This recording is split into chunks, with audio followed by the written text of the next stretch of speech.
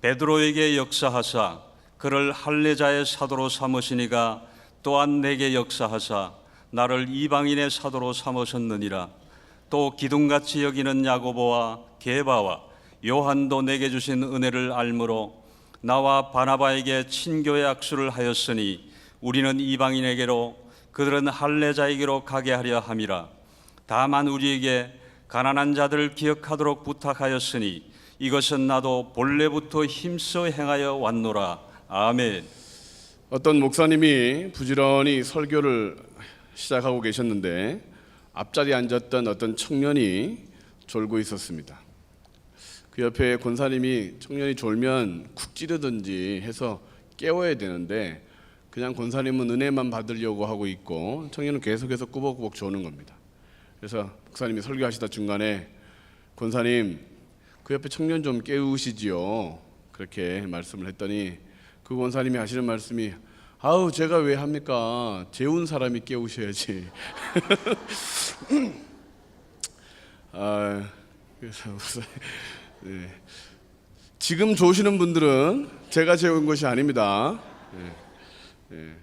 권사님 청년을 좀 깨우시지요 라는 말을 경상도 말로 하면 어떻게 되냐면 한자로 가능합니다. 좀. 설교 시간에 중간에 조시는 분 계시면 보시고 좀 이렇게 하시면 되겠습니다. 네. 오늘도 졸지 마시고 또 하나님께서 주시는 말씀, 나에게 주시는 말씀이 뭔가 또 우리에게 주시는 말씀이 뭔가를 붙들고 오늘도 그 말씀이 우리 삶 가운데서 아멘 되어져서 응답되기를 소망합니다. 성공적인 삶을 사는 사람들에게는 공통된 원리가 있습니다. 중요한 시간을 잘 알고 중요한 일을 잘하고 또 중요한 사람을 놓치지 않는 것이죠. 톨스토이는 행복론이라는 책에서 이 세 가지의 질문을 이렇게 이야기했습니다. 사람에게 가장 중요한 시간은 언제냐? 그것은 지금이다. 현재의 시간에 집중하지 못하는 사람들은 시간을 놓쳐버리는 거다. 과거에 집착하면 현재의 중요성을 놓치는 것이고 미래만 너무 확신하면 현재의 책임을 회피하는 것이다. 그러므로 과거나 미래가 아니라 지금이 가장 중요한 시간이다. 우리는 지금 가장 중요한 시간을 맞이하고 있는 것이죠. 또 가장 중요한 일은 뭐냐? 현재 하는 일이 중요하다. 크냐 작으냐가 중요한 것이 아니라 내가 하는 일, 나에게 맡겨진 일, 그것이 가장 중요한 일이다. 그리고 가장 중요한 사람이 누구냐? 지금 만나고 있는 사람이 중요하다. 앞으로 누구를 만날지, 과거에 어떤 사람을 만났는지가 물론 그것이 필요하고 중요한 일이겠지만 가장 중요한 사람은 하나님이 지금 나를 만나게 하시고 함께하게 하는 사람이 가장 중요한 사람입니다. 옆 사람을 보며 성도님은 내게 가장 중요한 사람입니다. 한번 인사하시겠습니다. 당신은 제게 가장 중요한 사람, 가장 중요한 시간에 중요한 예배를 드리고 있습니다. 은혜 받으시기 바랍니다. 어떤 사업을 하는 사람들이나 또 기업을 경영하는 사람들에게는 번창하게 하는 핵심 가치 또는 핵심 비법들이 있습니다. 공부를 잘하는 학생들도 보면 교과서만 봤어요 라고 말하지만 그 공부하는 핵심의 비결이 있습니다. 잘하는 이유가 있습니다. 유명한 음식점에 가봐도 그 음식점이 맛있는 핵심 비법이 있죠. 스마트폰 같은 경우도 그것을 우리 권사님들, 장로님들은 그냥 핸드폰으로만 쓰고 계시는데 그것을 핸드폰으로 쓰면 그 핵심 가치를 다 모르는 것입니다. 그것이 하나에 100만 원 이상 정도 가격을 하는 이유는 그 안에 집약된 기술들이 있는 것입니다. 그것을 알고 그것을 사용하는 사람들은 이것이 왜 스마트폰인지를 알게 되는 것입니다. 교회에도 교회를 잘 되게 하는, 부흥케 하는 핵심 원리가 있습니다. 하늘비전교회의 핵심 가치는 다 같이 하나님을 기쁘시게 성도를 행복하게 하는 것이다. 할렐루야. 그 핵심 가치를 지켜 행할 때 하나님은 영광을 받으셔서 기쁘시고 그 기쁨이 우리 가운데 임하여서 성도님의 삶 가운데 행복이 넘쳐나게 되는 것이죠. 그 일을 이루기 위해서 5가지 구체적으로 실천해야 되는 것이 있습니다. 예수님과 진정한 만남을 통하는 성령 체험의 삶을 산다. 그리고 새신자를 낳고 양육하는 목양의 삶을 산다. 가정을 행복하게 세우는 가정 목회자의 삶을 산다. 그리고 교회를 건강하게 섬기는 교회 봉사자의 삶을 산다. 그리고 사회에 하나님 나라를 이루게 하는 사회 선교사의 삶을 산다. 이 5가지의 삶을 힘쓰면 하나님을 기쁘시게 하고 성도가 행복해질 뿐만 아니라 하나님 우리에게 교회를 주시고 하늘 비전 교회의 성도가 되게 하신 그 목적을 이루게 하실 것이라는 것입니다. 오늘도 그런 삶을 살기 위해 예배자, 기도자, 또 봉사자가 되는 줄로 믿습니다. 오늘 우리가 읽었던 갈라디아서 2장 말씀에는 이런 초대교회의 핵심 가치를 볼 수 있는 구절이 있습니다. 그것이 바로 우리가 읽었던 구절인데, 사도 바울은 예루살렘 교회에서 만났던 그 사도들을 교회의 기둥이라고 언급하며 교회의 기둥, 교회의 핵심 가치가 무엇인지를 우리에게 이야기하고 있습니다. 성경에서 사람을 기둥이라고 표현할 때는 최고의 칭찬, 최고의 칭송입니다.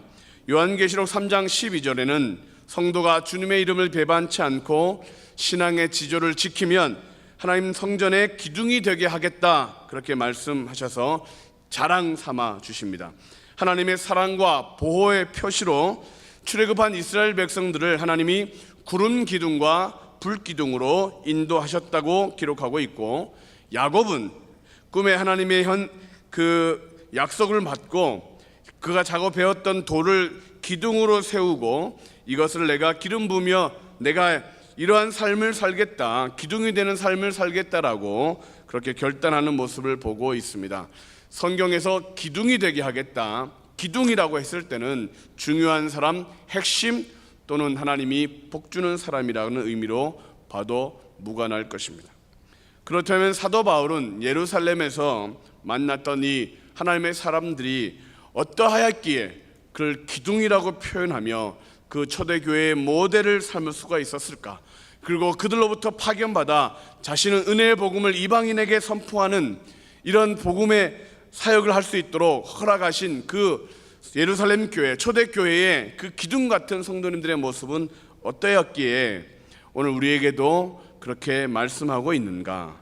하늘비전 교회 모든 성도님들이 사도 바울이 고백하였던 것처럼 기둥이 되는 성도, 기둥이 되는 신앙을 갖기를 소망합니다. 첫 번째로 하나님을 기쁘시게 하고 성도를 행복하게 하는 기둥이 되는 성도가 되려면 첫 번째 야고보처럼 기도하는 기둥이 되어야 합니다. 따라 하시겠습니다. 야고보처럼 기도하는 기둥이 되어야 합니다.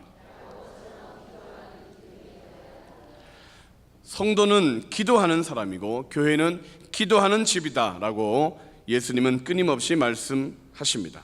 그래서 하늘비전 교회는 24시간 본당을 오픈하고 있고 기도를 잘할 수 있도록 음악을 틀고 있고 기도하는 장소가 되도록 핑계할 수 없도록 명절에도 비바람 불어도 교회 문은 항상 오픈되어 있습니다. 이번 추석은 무슨 요일이라고요? 수요일. 예배가 있을까요? 없을까요? 있죠. 없어요?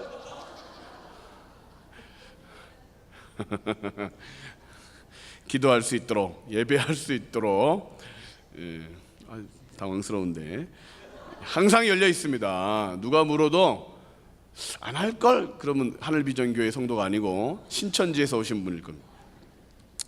성경을 보면 야고보는 항상 기도의 자리에 있습니다. 오순절 성령에 강림할 때도 사도행전 1장 14절 말씀을 보면 여자들과 예수의 어머니 마리아와 예수의 아우들과 더불어 마음을 같이하여 오히려 기도에 힘쓰더라. 거기에 야고보는 있습니다. 야고보서 5장 13절에도 너희 중에 고난당하는 자가 있느냐? 그는 기도할 것이요 즐거워하는 자가 있느냐? 그는 찬송할지니라. 옥에 갇힌 베드로를 위하여 기도하던 사도행전 12장의 말씀에도 야고보는 기도하는 자리에 있었습니다. 그의 별명이 낙타 무릎이라고 우리는 초대교회 성도들은 전해지는데, 얼마나 그는 기도하는 일에 힘을 썼으면 사람의 무릎이 낙타의 무릎처럼 툭 튀어나오게 되더라. 양복에 그 무릎이 툭 튀어나오게 되고 방석에 끌어앉았던 그 자리에 홈이 파이는 정도로 그는 기도하였던 사람. 서 있는 시간보다 누워 자는 시간보다 무릎 꿇고 기도하는 시간이 더 많았던 야고보. 그는 하나님께서 그를 기둥으로 세우기에 부족함이 없다.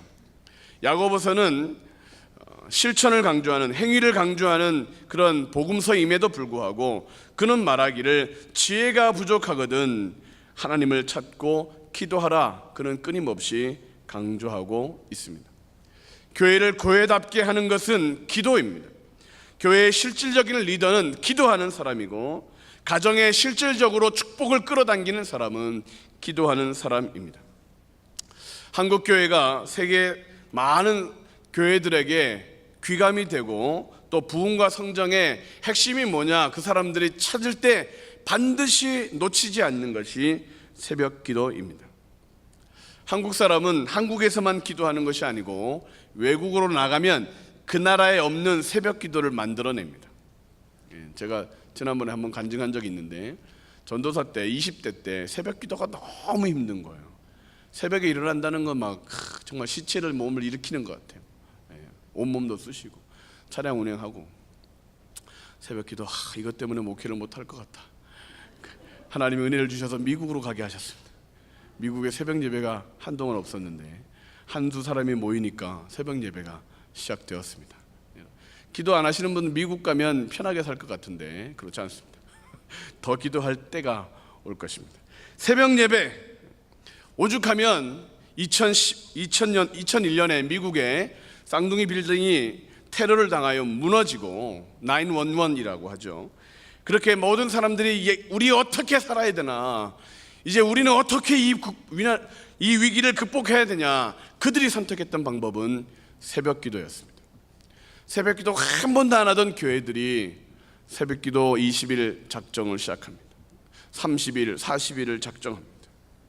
우리 같았으면 1000일 새벽 기도 할 텐데 그 사람들은 30일 해놓고 자기들이 했다고 막 자랑하고 막 그러고 있어요. 그들의 위기, 그들의 어려움을 무엇으로 극복했느냐? 새벽을 기도하며 그들은 다시 한 번 더 하나님 앞으로 나아갔을 때에 지금과 같은 미국으로 다시 회복될 수 있었습니다. 꺼져가던 교회들, 문을 닫던 교회들이 다시 부흥을 맛보게 되고 God bless America라고 노래를 부르며 하나님이 축복하셔야 된다, 하나님이 복을 주셔야 된다, 우리가 다시 회복될 수 있다, 그렇게 노래하며 기도하는 모습을 봤습니다. 사실 오늘을 살아가는 우리들이 새벽에 기도할 수 없는 이유들이 많겠죠. 피곤합니다. 바쁩니다. 날씨가 요즘은 좁지만 여름에는 더워서 거의 한 잠 못 자고 나올 때도 있죠. 새벽에 일어나는 것이 너무 힘든, 체질적으로 안 맞는 사람들이 있을 수도 있습니다. 이유를 말하라면 핑계 없는 무덤처럼 다 이유가 있을 수 있습니다. 그러나 새벽은 우리가 나와야 합니다. 요즘 하늘비전교회는 새벽 예배가 뜨거운 것 아십니까? 왜냐하면 담임 목사님이 하나님의 음성을 들었기 때문에 그렇습니다. 새벽에 나와라. 언제까지요? 아직도 답을 안 하시고 계시. 담임 목사님이 들었던 말씀처럼 우리도 하나님의 음성을 듣고 싶으십니까? 이미 우리에게 말씀하셨습니다. 담임 목사님을 통하여 새벽에 나와라. 그 음성이 저에게 주시는 하나님의 음성입니다. 또한 담임 목사님을 나오게 하시기 위해서가 아니라 우리를 나오게 하시기 위하여, 기도가 필요한 사람들이 나오게 하기 위하여 담임 목사님을 통하여 우리 전 교회에 말씀을 선포해 주신 것입니다. 그러므로 하나님의 음성을 듣고 순종하기를 원하시는 분들은 시간을 정하고 삶을 정돈하고 어떻게든 밤을 새서라든지 아니면 정말 새벽 일주일에 하루라도, 정말 먼 곳이든 가까운 곳이든 하루라도 내가 시작하겠다라고 결단할 때 주님의 음성에 반응하는 것입니다. 기도하기만 하면 응답이 쏟아질 것인데 올해 안으로 풍성한 대로 너희 모든 쓸 것을 채우시겠다는 약속의 말씀을 응해 주기를 원하시는데 우리에게 부족한 것이 뭐냐? 너가 기도를 안 하는구나. 너가 기도하는 거구나. 너에게 무슨 일이 있어야 될지, 무엇이 필요할지를 알지만 그럼에도 너는 내게 구해야 된다라고 말씀하셨는데, 이제 주시고자 하시는, 응답하시고자 하시는 하나님의 뜻이 있는데 구하지 않으니까 강제적으로 온 성도가 함께 기도할 수 있도록 우리에게 말씀하신 것입니다. 그러므로 성도가 기둥 같은 성도가 되기 위해, 응답을 받는 복된 성도가 되기 위해 우리 각 사람에게 하나님께서 약속의 말씀을 주시고자 기도하라고 부르실 때에, 기도의 자리에 나올 때 기둥 같은 성도가 다 될 줄로 믿습니다. 두 번째, 하나님을 기쁘시게, 성도를 기쁘시게 하는 성도가 되려면, 기둥 같은 성도가 되려면 베드로처럼 전도하는 기둥이 되어야 합니다. 따라 하시겠습니다. 베드로처럼 전도하는 기둥이 되어야 합니다. 성도는 전도로 부름을 받았고 교회는 전도 공동체입니다. 다른 것 다 해도 전도하지 않으면 교회는 생명력이 없습니다. 바울은 시몬을 게바, 즉 베드로라고 부르고 있습니다. 게바라는 이름은 예수님이 시몬에게 사람을 낚는 어부가 되라고 그에게 지어주셨던 특별한 이름이었습니다. 요한복음 1장 42절에 데리고 예수께로 오니 예수께서 보시고 이르시되 내가 요한의 아들 시몬이니 장차 게바라 하리라 하시니, 게바는 번역하면 베드로라. 시몬이라는 이름은 하나님이 들으셨다라는 의미인데, 게바는 반석이라는 응답입니다. 예수님은 시몬을 하루에 3,000명 이상 전도하게 하는 그런 게바로 바꾸어 주셨습니다. 사도행전 2장 41절에 그의 말을 들었던 사람들이 침례를 받고 그날에 3,000이나 더하는 성도들이 다 교회로 오게 되는 놀라운 역사를 이루게 하셨습니다.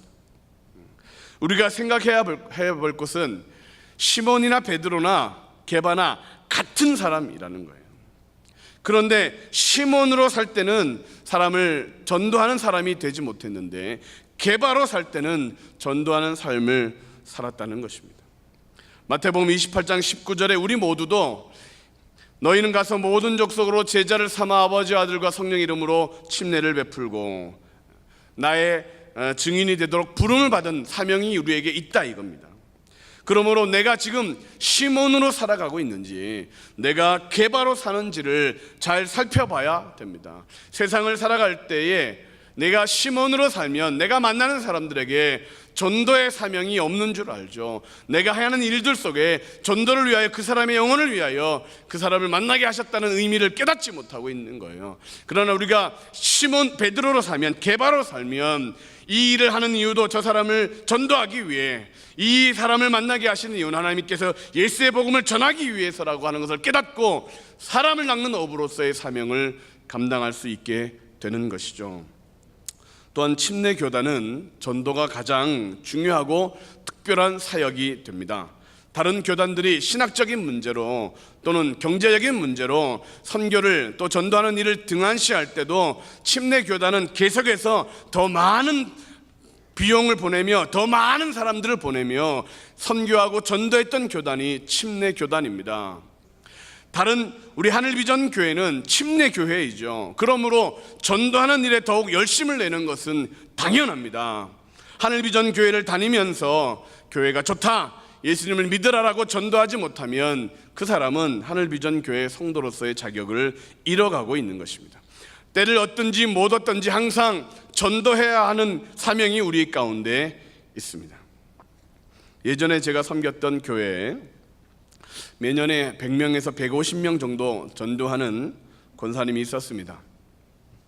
그 권사님의 전도 비결은 간단했어요.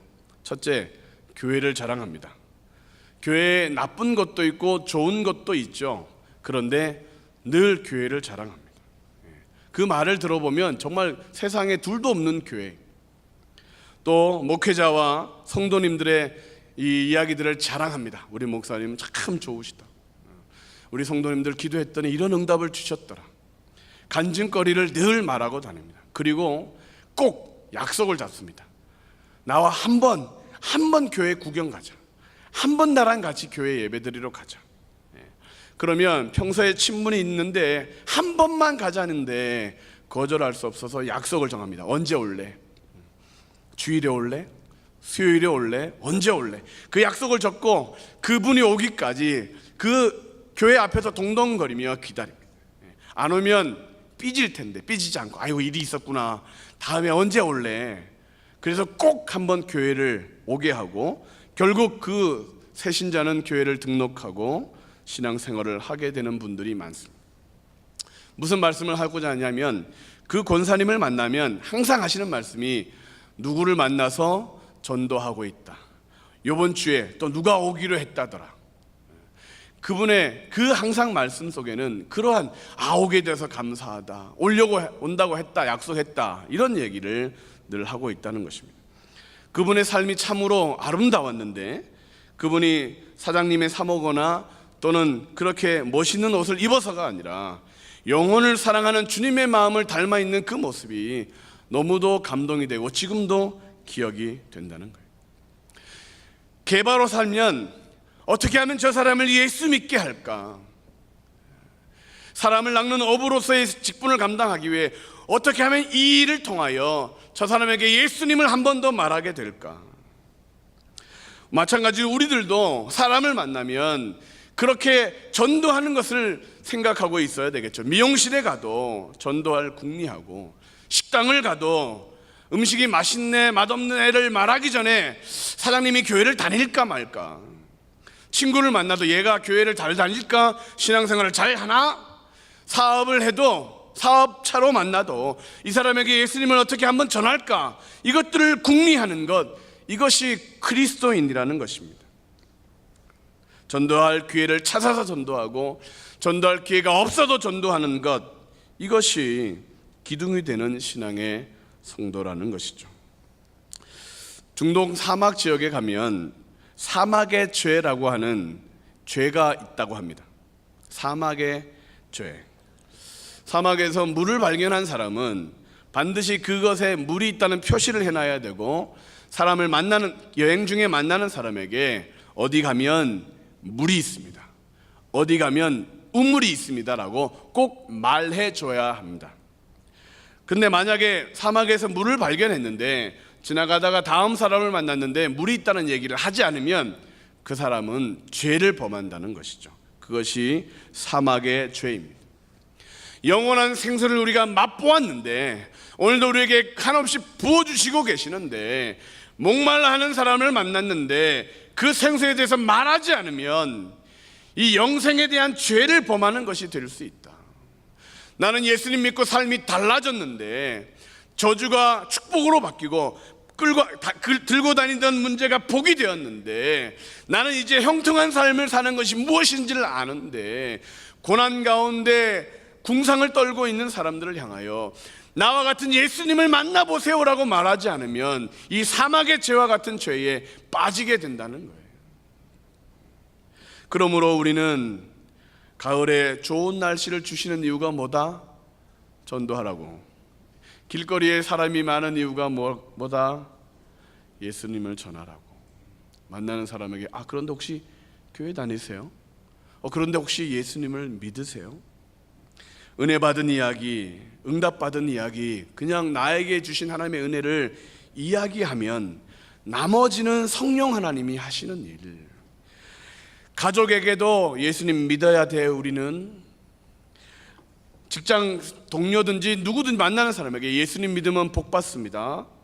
말하기만 하면, 맡기기만 하면, 그러면 하나님이 그 사람의 꿈에 만나주시든지 그의 귀에 음성을 들려주시든지 그의 발걸음을 어느 날 교회로 오게 하시든지 어떤 방법으로도 우리가 전하기만 하면 그 영혼을 구원하시는 하나님의 역사가 이루어질 텐데, 전하는 자가 없는데 어떻게 들으며, 전하는 자가 없는데 어떻게 그 사람들이 깨우치게 되겠는가.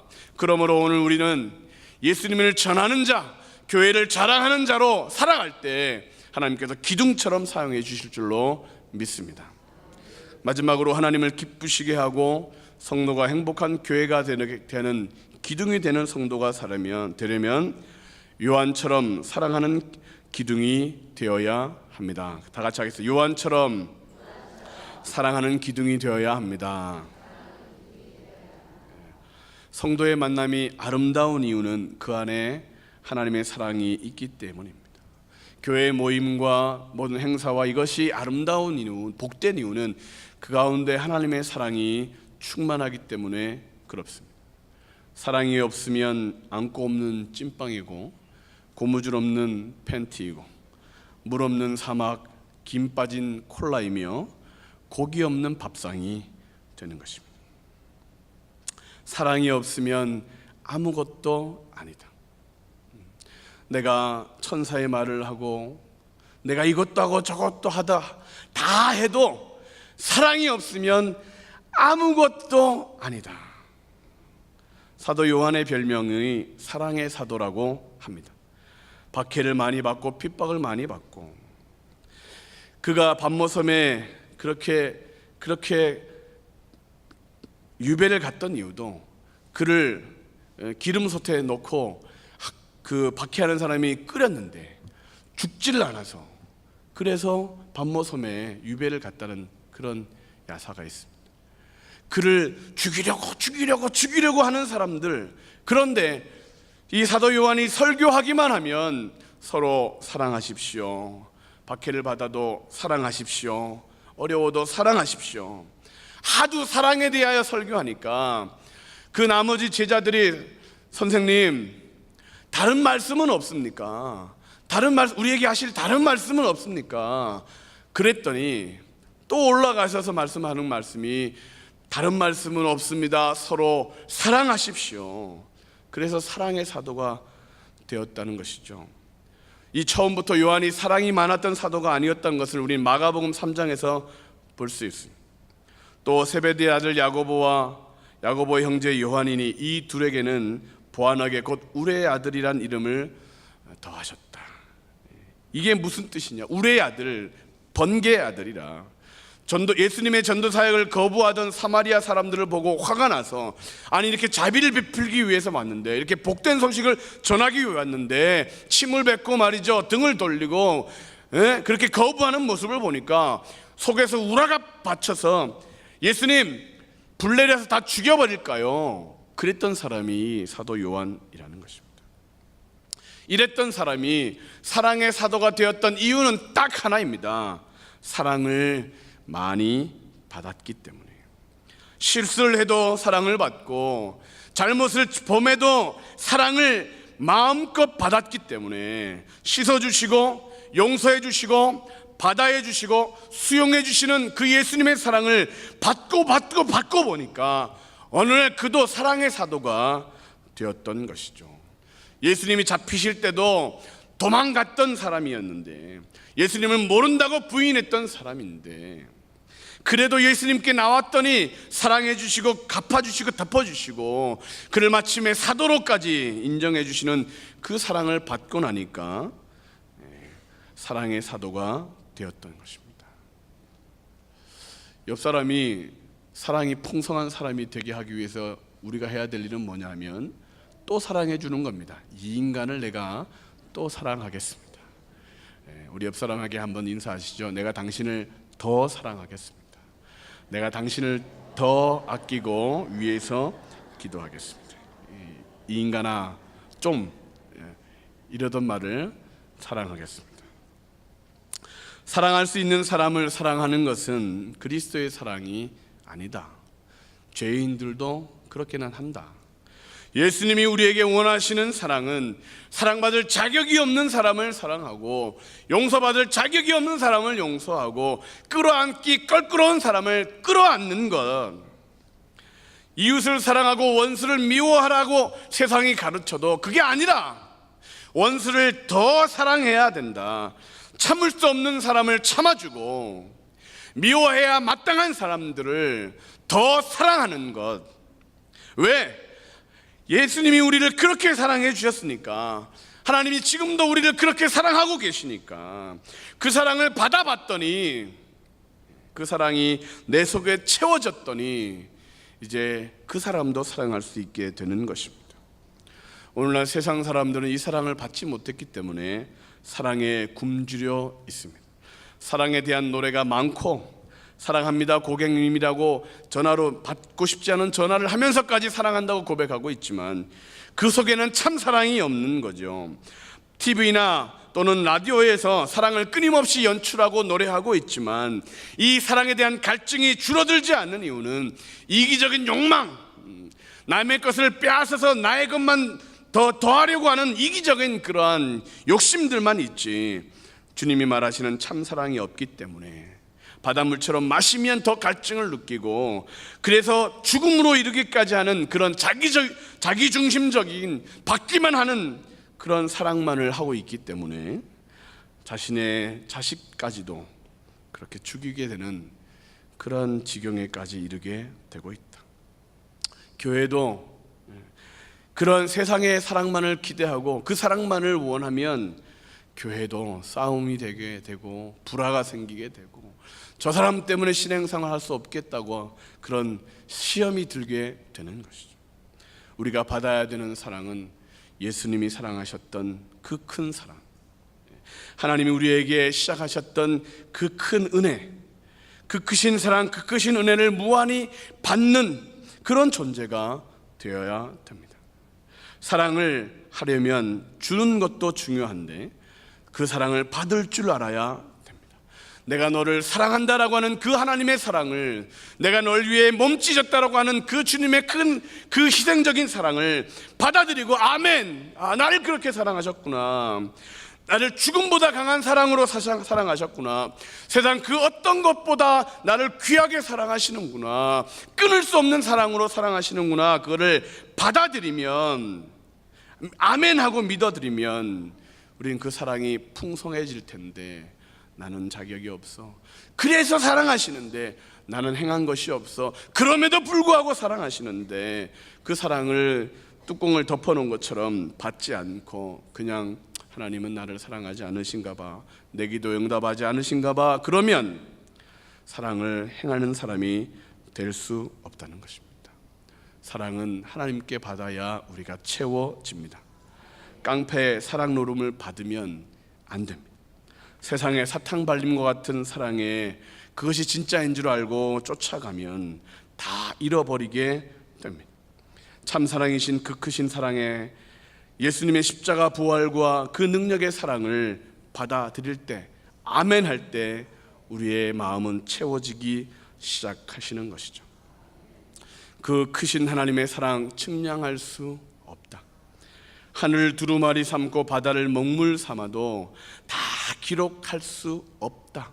그 찬양하시면서 뻥같이 여기시는 분 계십니다.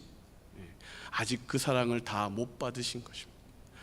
정말 그렇구나, 하늘이 좁구나, 하나님의 사랑을 기록하기에는 좁구나, 하늘이 있다 할지라도 그 사랑은 지금도 좁구나, 바다의 물을 먹물로 삼아서 써도 물이 부족하구나, 하나님의 사랑을 쓰기에는 물이 부족하구나, 지금도 그 사랑이 부어지고 폭포수처럼 내리는데 그 사랑을 뻥처럼 여기게 되면 우리가 받고 있지 못하는 것이죠. 믿지 못하고 있는 것입니다. 그러므로 하나님의 사랑을 아멘으로 받으실 때에 우리는 참으로 사랑할 수 있는 자들이 되는 것입니다. 또 교회에 사랑이 적은 이유는 항상 다툼과 문제가 사람이 모이는 곳엔 있다고 하지 않습니까? 교인들이 다 천사는 아니죠. 옆 사람을 봐도 천사 같지는 않으시죠? 다 천사는 아니라는데 혹시 오죽하면 초대교회에도 문제가 생겼습니다. 사도행전 6장 1절에 그때 제자가 더 많아졌는데 문제가 생긴 것입니다. 성령이 충만한데 문제가 생기고 원망이 발생한 것입니다. 오죽하면 하나님, 목사님 완벽한 교회, 사랑이 풍성한 교회를 소개해 주십시오 그랬더니 있지도 않고, 있다고 할지라도 성도님은 가시면 안 됩니다. 왜냐하면 교회가 완벽하지 않기 때문에, 문제가 생기기 시작하기 때문에 그렇습니다. 사람이 모인 곳에 문제가 생긴다. 그래서 사도들이 기도하며 결정한 것이 뭐냐? 집사들을 세우는 일이었습니다. 교회에 권사 직분을 세우는 일, 직분자를 세우는 일이 뭐냐? 교회의 이런 갈라지는 문제, 이 원망의 문제, 이 어려움의 문제를 해결하기 위해 하나님이 주신 지혜가 뭐냐? 직분자를 세우는 것입니다. 낙심한 자를 돌아보도록 집사를 세우고, 시험에 든 사람을 이끌어내도록 권사를 세우고, 다른 것에 방황하는 자를 이끌기 위해 장로를 세우고, 병든 자를 위하여 장로를 세우고, 화해시키고 찾아가서 위로하고 먼저 사랑하도록 직분자를 세우신 하나님의 정답이 있는데, 그러므로 교회에서 안 보이는 성도가 보이면, 생각나면 빵을 사들고 가서 곤면에서 데리고 와야 될 분이 누구냐? 집사님이라는 것이죠. 교회에 인사도 안 하고 삐친 듯이 나가는 성도를 보면 저런 사람이 있냐라고 삐치지 마시고 쫓아가서 커피 한잔 하자고 손 붙들어야 될 사람이 누구냐? 권사님이라고 하시는 거죠. 하나님이 왜 나에게 직분을 주셨느냐? 그렇게 넘어진 자를 일으키고 연약한 자를 붙들어주고 기도에 힘이 없는 자에게 함께 기도하라고 직분을 세우셨구나. 그 사명을 감당하면 교회는 든든히 서가게 되는 것입니다. 저는 어린 시절 강원도 태백이라는 곳에서 자랐습니다. 아십니까? 강을 그릴 때 태백에 살면 검정색 크레용이 항상 부족합니다. 산을 그릴 때도 검은색이고 강을 그릴 때도 검은색이고 다 검은색이기 때문에 광산촌이라 어른들이 너무 과격했습니다. 위통 벗고 싸우시는 분들, 칼 들고 싸우시는 분들 어릴 때 많이 봤습니다. 아이들은 중학생만 되면 폭력 서클에 가입해야 됩니다. 이 마을 폭력 서클과 저 마을 폭력 서클이 한 번씩 싸웁니다. 마그마, 흑장미, 시라소니 이런 거 저도 몇 번 끌려갔습니다. 키가 크다는 이유로. 저는 어려서부터 교회를 다녔지만 처음부터 목사가 될 만한 그런 감은 아니었습니다. 저희 집은 대대로 유교 집안이고 불교를 섬겼고 다 했었. 지난번에 했던 대나무도 잡아왔다고 했지 않습니까? 그런데 신학교를 가게 되고 또 목사가 되겠던 이유는 단 하나, 그것은 저를 많이 위해서 기도해 주시고 참아 주셨고 용서했던 그런 집사님, 권사님들이 있기 때문에 그렇습니다. 지금도 잊혀지지 않는 맛은 성찬식 때 쓰는 포도주였습니다. 중학교 때인데 성찬식 쓰려고 권사님들이 이제 주전자에다가 이렇게 받아 놓잖아요. 그리고 이제 예배 전에 이제 따로 나서 이제 성찬식을 하는데 그것이 제 눈에 먼저 발견된 겁니다. 먼저. 그래서 맛을 봤는데 너무 맛있었어요. 너무 맛있었어요. 그렇게 맛있는 음료수는 처음이었습니다. 몇 잔을 이렇게 먹었는데 딸딸딸하고 그래서 이제 한쪽에 구석에 이렇게 처박혀서 이렇게 있었는데 권사님들이 왔더니 난리가 난 거죠. 어떻게 했겠습니까? 권사님들이 거기다 물을 탔습니다. 그래서 이제 성찬식은 무사히 끝났는데 그렇게 그랬던 저를 그분들이 너 교회 오지 마, 너 말씀만 피우니까 저리 가 라고 하지 않고 오면 안아주시고 이뻐해 주시고 먹을 것을 주고 그때부터 먹을 복이 넘치기 시작했죠. 그래서 여기까지 왔습니다. 또 목사가 된 이후도 더 성장하도록 많은 분들을 통해서 여기까지 왔습니다. 만약에 문제가 있었을 때, 제가 잘못했을 때 금을 걷고 넌 오지 마, 너는 안 돼, 넌 싹시 없어, 그렇게 말씀했다면 이 자리에 없었겠죠. 그러므로 지금은 아닌데 내가 한 번 더 사랑하면 그 사람은 일어서고 위대한 사람이 될 수 있습니다. 지금은 정말 그냥 싹이 보이지 않지만 사랑하고 또 사랑하고 아껴주고 기도해주면 사람은 하나님의 능력 가운데 변화돼서 마침내 위대한 신앙인이 될 수 있습니다. 그러므로 우리는 더 사랑해야 합니다. 마더 테레사라고 하는 분이 그래도 사랑하라라는 글을 썼습니다. 그래도 사랑하라. 사람들은 불합리하고 비논리적이고 자기중심적이다. 그래도 사랑하라. 당신이 선한 일을 하면 이기적인 동기에서 하는 것이라고 비난할지도 모른다. 그래도 좋은 일을 하라. 당신이 성실하면 거짓된 친구들과 또 적을 만나게 될 것이다. 그래도 사랑하라. 정직하면 상처받을 것이다. 그래도 정직하고 솔직하라. 도움이 필요하다면서도 도와주면 공격할지 모른다. 그래도 도와주어라. 그래도 사랑하라 라고 하는 글입니다. 사람을 그래도 사랑하게 하였더니 어떻게 되었느냐? 정말 사랑스러운 존재가 되었습니다. 그래도 용서했더니 어떻게 되었느냐? 용서를 받고 난 후에 삶이 변화되는 것을 보게 되는 것이죠. 주님의 사랑이면 변화되지 않을 사람이 없고, 주님의 용서를 경험한 그 용서로 용서하면 달라지지 않을 사람이 없는데, 교회에는 누가 필요한 것이냐? 판사가 필요한 것이 아니라 어머님처럼 끌어안아주고 주님의 사랑을 가지고 함께 울어주는 사람이 필요한 것이다. 그렇게 교회가 기둥이 세워지면, 성도들이 그렇게 기둥처럼 되면 교회는 무너지지 않는다. 그러므로 하나님이 기뻐하시고 성도님들이 행복하고 복된 삶을 살게 하는 교회가 되기 위해 우리는 누구처럼? 요한처럼 사랑하는 성도가 되어야 합니다. 결론을 말씀드립니다. 삼풍백화점을 아십니까? 1995년 6월 29일 저녁 6시경에 갑자기 무너져 내린 백화점입니다.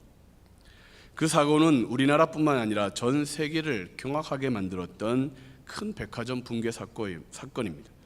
501명이 사망했고 937명이 부상을 당했으며 6명이 실종된 정말 어마어마한 사건입니다.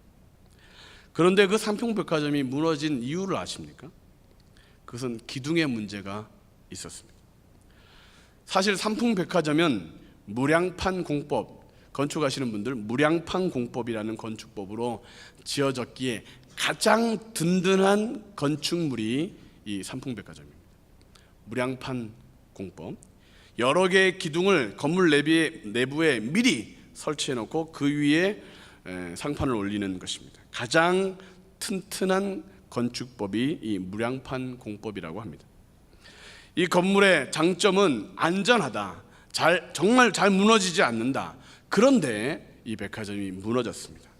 원인은 하나입니다. 백화점 사장님이 이 물건을 더 많이 진열하기 위해 그 많은 기둥 중에 몇 개를 제거했습니다.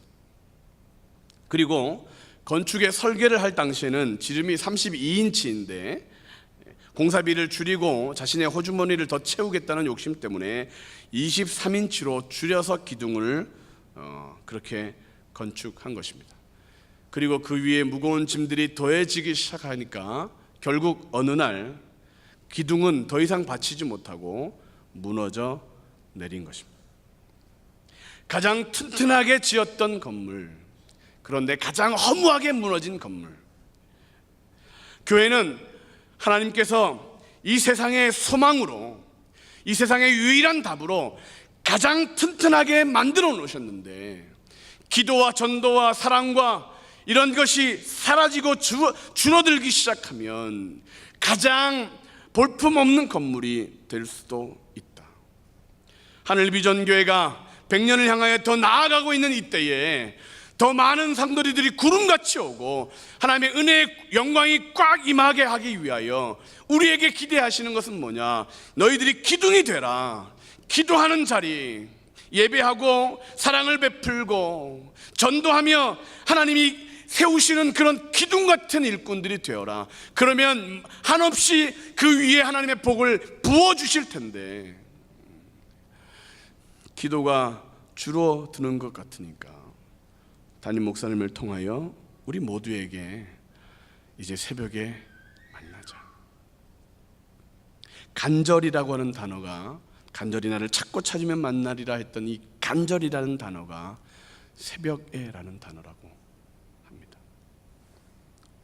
지금 우리에게 기둥 같은 성도, 겨우 나의 신앙만 버틸 수 있는 그런 얇은 기둥의 성도가 아니라 다른 사람의 중보기도 제목까지 같이 기도할 수 있을 만큼, 다른 사람의 아픔까지 같이 울어주며 같이 하나님의 은혜를 위하여 힘쓸 수 있을 만큼의 기둥이 되는 성도, 우리 모든 성도님이 되어서 하나님께 인정받고 또 그렇게 교회의 부흥과 교회의 그런 은혜로움에 우리 주인공 되시는 우리 성도님 되시기를 주님의 이름으로 축원합니다.